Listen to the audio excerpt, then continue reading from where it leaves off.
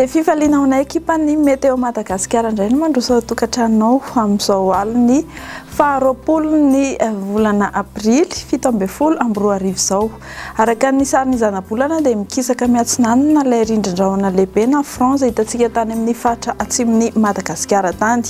Ny nandrafitra ny toetrandro dia mbola mivolinandro fahavaratra isika eto amin'nosy ary ahitana orana ny amin'ny faritra sasany eto Madagasikara.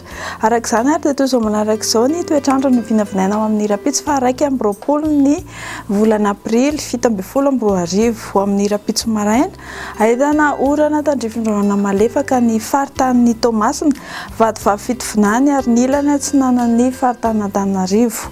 Andrahoana na andrahoana vitsy ny andro ny amin'ny faritra 6 fahorian'ny fizavan'ny andian-javona vao maraina ny any amin'ny faritra atsimo andrefana ny faritra atsimo atsinanana ary ny faritry ny avoatany iray manontolo iny.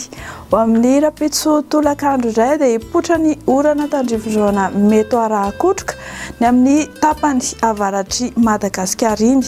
Ho lalovandrahoana kosa ny faritra Androhy sy atsimo andrefana ary ibalika be ny masoandro ny amin'ny faritra sisa. Mikasika ny maripana araka ny efa voalaza dia somary isy fiakarankely.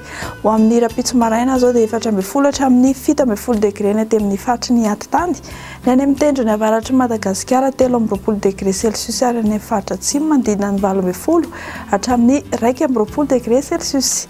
Isy fiakarankely ny maripana amin'ny vinavinaina ho amin'ny rapitso tolakandro satria efa mananika hatrany amin'ny 4 degré zao ny ambony indrindra ny mahaiva-tanàna any. Ny aty amin'ny faritry ny atitany kosa dia 9 na 17 na 12 degré celsius.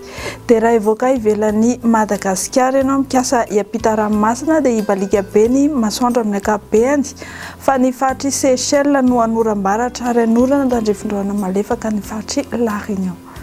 Dia izay tompoko lahy sy tompoko vavy no azona rosoantsika ho amin'ity alina ity manome fotoananao amin'ny rapitso indray. Veloma tompoko.